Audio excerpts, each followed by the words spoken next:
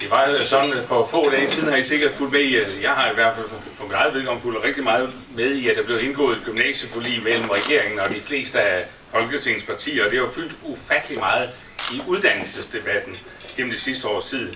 Jeg vil tro, I har lagt mærke til diskussioner om, hvorvidt der skulle være adgangskrav på 2, eller det skulle være på 4, eller det skulle være på 6, eller det skulle være på 7, og så landede det vist nok på 5, med en eller anden kattelem af en eller anden størrelsesorden. Men ikke desto mindre må man jo undre sig over, at der ikke er meget mere fokus på de unge, for hvem en gymnasial uddannelse eller en erhvervsuddannelse slet ikke er på dagsordenen. For sådan nogle har vi en hel del af i vores samfund. Vi har nemlig mange unge mennesker, der af en eller anden grund slet ikke har de muligheder, som alle de andre har. Det kan skyldes nogle funktionsnedsættelser som skizofreni og Asperger og forskellige andre ting, men det kan også skyldes, den manglende uddannelse kan også skyldes helt andre forhold hos unge mennesker, der bare gør, at det er en forhindring for dem at få et ordentligt voksenliv og et ordentligt arbejdsliv, et selvstændigt tilværelse i det hele taget.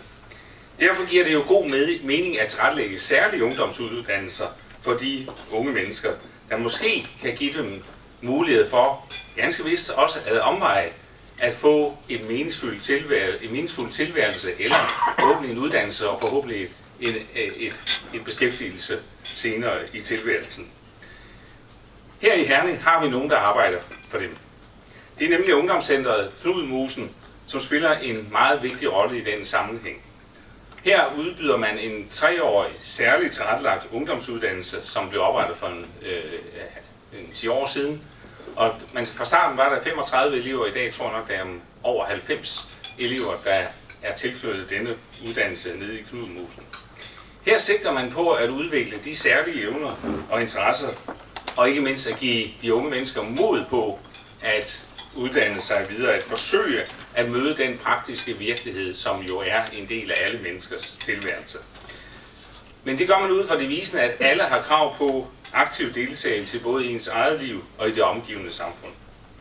Hernede på Ungdomscenter Knudmosen, der dækker mødet med den praktiske virkelighed over en bred vifte af ting, man lærer dem. En lang række krav, som er for mange mennesker er fuldstændig indlysende og nemme og klare. Det kan være krav om at færdes på biblioteker og i forskellige sammenhænger til koncerter og den slags ting, men også helt elementære krav om, hvordan lever man som menneske, hvordan går man på sin e-boks, hvordan får man alle de der ting til at fungere. Men Knudmosen skolen har jo også et tæt samarbejde med en lang række erhvervsvirksomheder.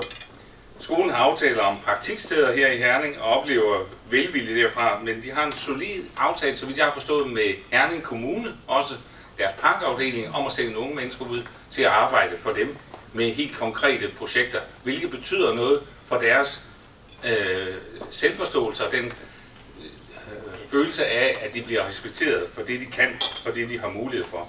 Men også i private virksomheder som Bilka ved jeg, at man har en mentorordning, hvor man inddrager, hvor man forsøger at give de unge mennesker en meningsfuld tilværelse med noget råd og noget vejledning. Den skole vil vi gerne støtte, for den har et motto, der er ufatteligt smukt, når man tænker på, at det er meget unge mennesker med problemer og vanskeligheder i hverdagen, man har med at gøre. Det lyder nemlig sådan: i respekt for fortiden, med afsæt i nutiden, skaber vi fremtiden. Omsat til handling betyder det jo, at de unge mennesker, de har med at gøre, det er jo mennesker, der har en fortid, en historie med sig, som for manges vedkommende også har gjort ondt, og måske fortsat gør ondt. Men ved at give dem nogle succeshistorier, ved at give dem muligheder for at tænke mere i fremtidsbaner, der bygger man nye, gode historier op med de unge mennesker, for at gøre tingene mulige og for at gøre dem realistiske. Den indsats ønsker vi fra Herning Folkebladsfond gerne at sige både tak for, men også at støtte, og derfor vil vi gerne give den særligt tilrettelagte ungdomsuddannelse på Ungdomscenter Knudmosen 25.000 kroner som en anerkendelse for det store arbejde, de ydes for unge med særlige behov og deres muligheder for at gennemføre en ungdomsuddannelse. Så må jeg se Anne Mette Bonde Petersen, som er forstander, oppe. Det her, det er i menneskehøjde. Jeg har lige læst, at man begynder at manipulere med generne, så kvinder de i fremtiden bliver mindre, og mænd bliver større. Jeg er bare født for tidligt.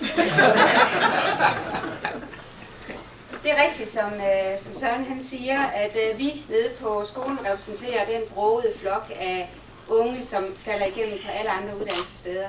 Vi plejer at sige, at når man flytter, så har man nogle kasser, hvor man putter køkken og toilet og badeværelse, det er det samme som toilet, og alle mulige andre ting i, sådan så man ved, at når man flytter, så kan man pakke dem op igen, og så er de klar til brug. Så er der en kasse, hvor man putter alt det i, hvor der ikke passer nogen steder. Og det er den kasse, vi repræsenterer nede ved os. Vi har alle mulige unge mennesker med forskellige diagnoser, som det vi har sagt. Og fælles for dem alle sammen gælder, at der har været nogle bump på vejen. Og de bump på vejen forsøger vi at udjævne. Og i det arbejde, der har vi brug for alle. Vi har brug for alle rundt i alle hjørner af kommunen. Vi har brug for rådhus, vi har brug for Herning Folkeblad, der er virkelig dygtige til at komme ud, når vi gør et eller andet, I synes, der er værd at skrive om.